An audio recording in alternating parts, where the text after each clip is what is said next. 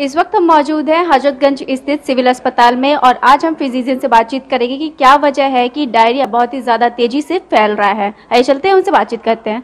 Sir, सबसे पहले तो मैं आपको वेलकम करना चाहूँगी ईटीवी भारत से जुड़ने के लिए। धन्यवाद। सर, मेरा पहला सवाल यही है कि राजधानी में बहुत ही तेज़ी से डायरिया के लोग शिकार हो रहे हैं, इसकी क्या वजह है?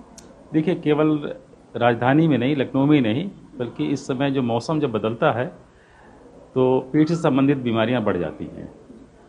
और वैसे देखें तो लखनऊ अपने आप में पहले से ही अमीबियासिस के लिए इंडेमिक है। इंडेमिक का मतलब ये होता है वो बीमारी वहाँ पे रहती है, जैसे ग्वाइटर कहीं कहीं इंडेमिक होता है, जहाँ पे घेघा रोग होता है वो इंडेमिक होता है। कहीं पे कुछ बीमारियाँ ऐसी होती है जो समय पे किसी और तरह से जो आ जाती है, जैसे इपिडेमिक उसको कहते हैं, जैसे कोरोना इपिडेमिक हो गया था। लेकिन अमीबियासिस लखनऊ में इंडेमिक है।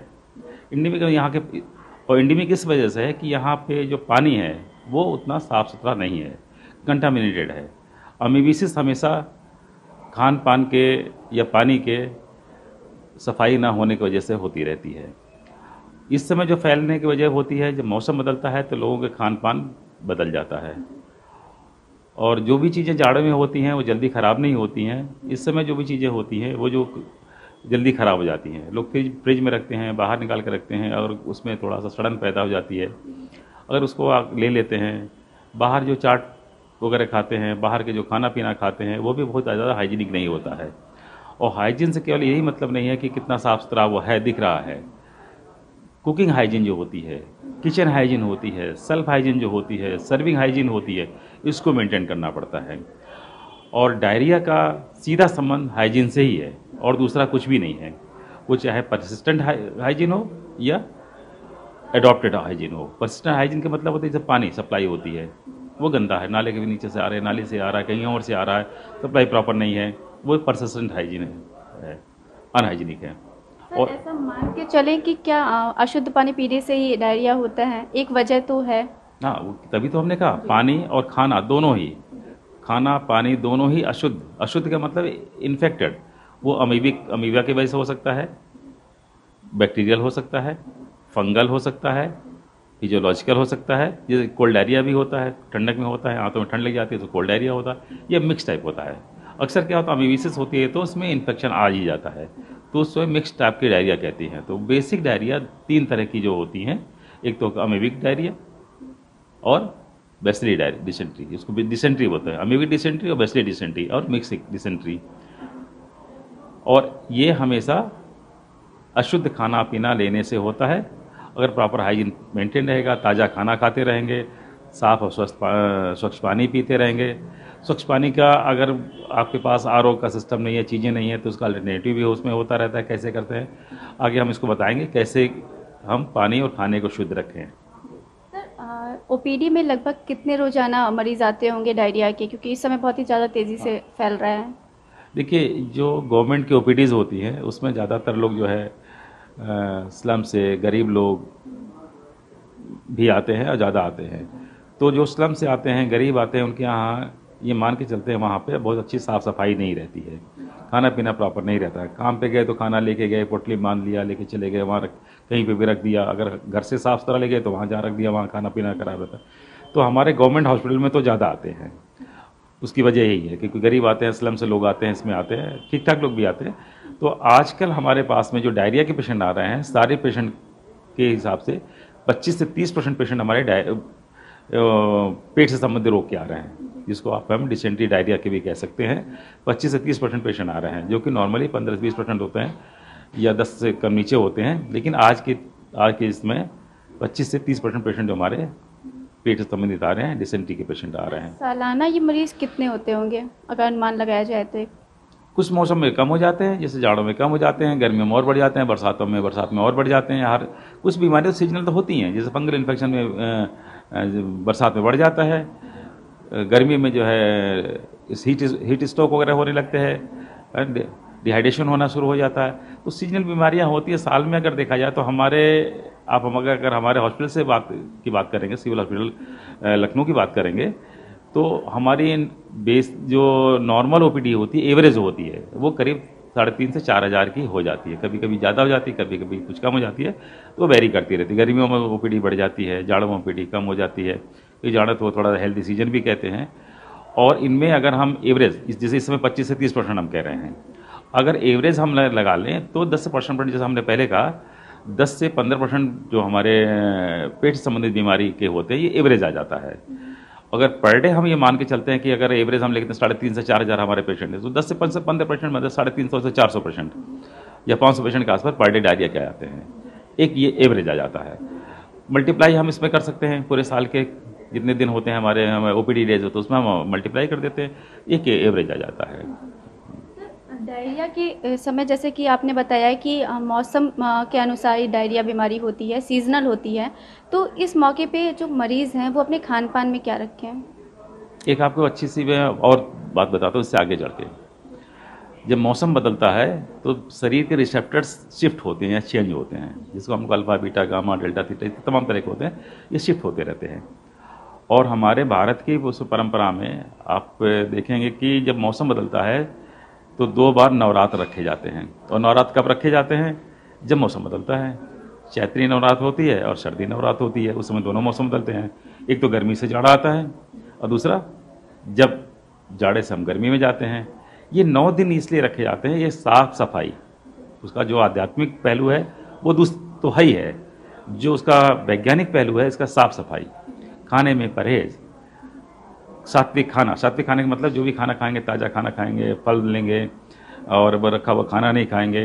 नमक भी लेंगे तो सेंधा नमक, सामान्य नमक और सेंधा नमक में अंतर ये होता है सॉरी, सेंधा नमक शुद्ध होता है और वो सीधे सीधे, और जो सामान्य नमक होता है वो पानी से बनाया जाता है, समुद्री पानी से बनाया जाता है, जो कि समुद्री पानी थोड़ा सा कंटामिनेटेड होता है। सेंधा नमक शुद्ध इसीलिए कहते हैं कि वो सीधे वो पहाड़ से निकलता है वो नमक। और सेंधा भी इसलिए कहते हैं कि वो सिंधु में होता है, पाकिस्तान में जाकर सिंध है वहाँ पे होता है, पाकिस्तान, वो पानी से नहीं बनाया जाता है, तो उसमें शुद्धता ज़्यादा होती है, वो नेचुरल नमक है। ये नमक जो है समुद्री पानी से बनाया हुआ नमक रहता है। तो एक तो शुद्धता ये हुई, खाने पीने की शुद्धता हुई, मन की शुद्धता हुई, और रिसेप्टर चेंज होने पे वैज्ञानिक रूप से उसमें 1 हफ्ते से 10 दिन लगते ही हैं। इससे 9 दिन का नवरात्र बनाया गया, इधर नवरात्र उधर बनाया गया। जब शिफ्टिंग हो जाती है फिर उसके बाद हम लोग खाना खाते रहते हैं। तो ये केवल आध्यात्मिक पहलू नहीं है, जब मौसम बदलता है उसका एक तरह शुद्धिकरण है शरीर का, मन का भी शुद्धिकरण है। केवल डायरिया ही नहीं, और ढेर सारी चीज़ें ऐसी होती हैं जो कि हमारे उन व्रत में, उन चीज़ों में जब हम सात्विक तरह से रहते हैं, साफ सफाई से रहते हैं, तो रोगों से ही बचते हैं। डायरिया के लक्षण क्या होते हैं, शुरुआती लक्षण? जैसे किसी मरीज को हो रहा है तो उस वक्त उसे कैसा मतलब कि फील होता है, या फिर क्या लक्षण उभर के सामने आते हैं? अच्छा सवाल है कि पेशेंट को सबसे पहले तो पेशेंट को लूज मोशन होगा, और 2 तरह के होते हैं। अगर अमीबिक डिसेंट्री हुई तो उसमें पेट दर्द होगा, लूज मोशन होंगे, लेकिन लूज मोशन में क्वांटिटी कम होगी स्टूल की, और इसमें म्यूकस आता रहेगा, क्रैम्प्स बने रहेंगे, पेट साफ नहीं होगा। और बैसिलरी डिसेंट्री है तो उसमें क्वांटिटी जो है इसकी स्टूल की ज़्यादा होती है, बहुत फाउल स्मेल होता है उसमें, और फ्रीक्वेंसी भी ज़्यादा होती है। अमीबिक मिक्स में दोनों हो जाता है, अक्सर मिक्स टाइप का ही होता है। अमीबिक को भी बैक्टीरियल होगी तो उसमें अमीबिक की डिसेंट्री हो ही जाती है। लक्षण है पेट में दर्द होगा, स्टूल बार बार पास होगा, पेट साफ नहीं होता रहेगा।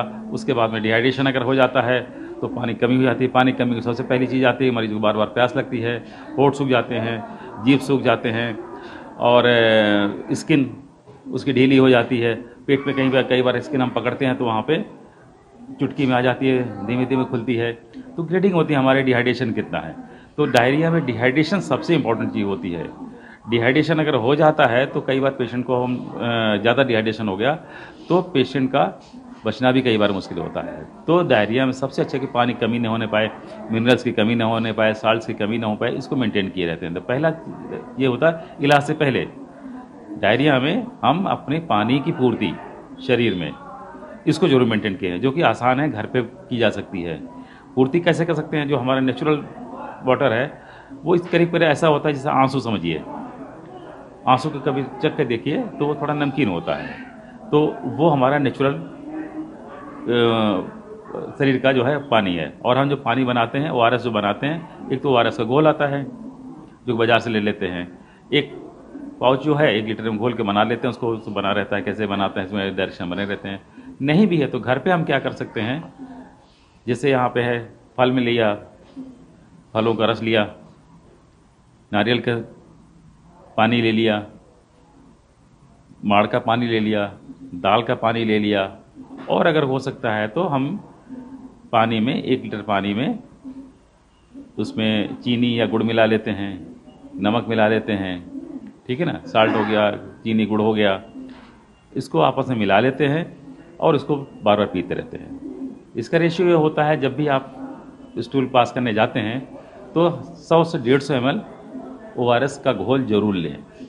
यही फल के साथ में होता है, 100 से 150 ml फल का जूस ले सकते हैं, दाल का पानी ले सकते हैं, चावल का माड़ ले सकते हैं, बना बनाया होता है, ये कर सकते हैं। इससे बचने के लिए यही सारी चीज़ें करें। इसके अलावा सर ये कितना ज़्यादा खतरनाक होता है लोगों के लिए? जैसा मैंने बताया, अगर डिहाइड्रेशन बहुत ज़्यादा हो गया तो कई बार जो है ये फेटल डिजीज़ भी है। अगर डिहाइड्रेशन को बचने के लिए सबसे पहले हमें डिहाइड्रेशन रिकवर करना चाहिए और घर पे उसको मेंटेन करना चाहिए। फिर उसके बाद में अच्छे डॉक्टर के पास जाना चाहिए, जो भी आपके नज़दीक में अच्छे डॉक्टर हों, वहाँ जाके देखें। अगर डिहाइड्रेशन है तो कई बार ऐसा तो ओरल से नहीं होता, अगर उल्टी भी हो रही है तो हम ओरल डिहाइड्रेशन नहीं करा सकते हैं। उल्टी अगर हो रही है तो हमें ड्रिप से देना पड़ता है। अगर उल्टी नहीं हो रही है तो हम ओरल दे सकते हैं। डिहाइड्रेशन को मेंटेन करना, फिर दवाइयाँ देना। अगर बेसिलस डिसेंट्री है तो एंटीबायोटिक भी साथ में ऐड करते हैं। अम्बिगो डिसेंट्री है, मेट्रोनिडाज़ोल है, टीनडाज़ोल है, इस तरह की दवाइयाँ यूज़ करते हैं। मिक्स टाइप की है तो दोनों ऐड करते हैं, उसमें करते हैं। और साथ में हमें रिहाइड्रेशन जरूर करना चाहिए। अगर डिहाइड्रेट होगा रिहाइड्रेशन जरूर करना चाहिए। जैसे हमने पहले बताया कि एक बार अगर स्टूल पास किया तो 100 से 150 ml उसको फ्लूइड जरूर देना चाहिए। Thank you so much sir ETV Bharat से जुड़ने के लिए। जैसा कि आपने देखा कि फिजिशियन डॉक्टर एस देव ने बताया है कि सबसे पहले डायरिया में ये हो कि मरीज अपने शरीर में पानी की कमी ना होने दे और साथ में ही अपने खान पान को अच्छे तरीके से रखें, शुद्ध रखें। और जाहिर सी बात है कि बाहर का खाना जितना हो सके उतना अवॉइड करें, क्योंकि बाहर के खान पान से ही हमारे शरीर में जो भी रोग होता है वो हो जाता है। अपर्णा शुक्ला ETV भारत, लखनऊ।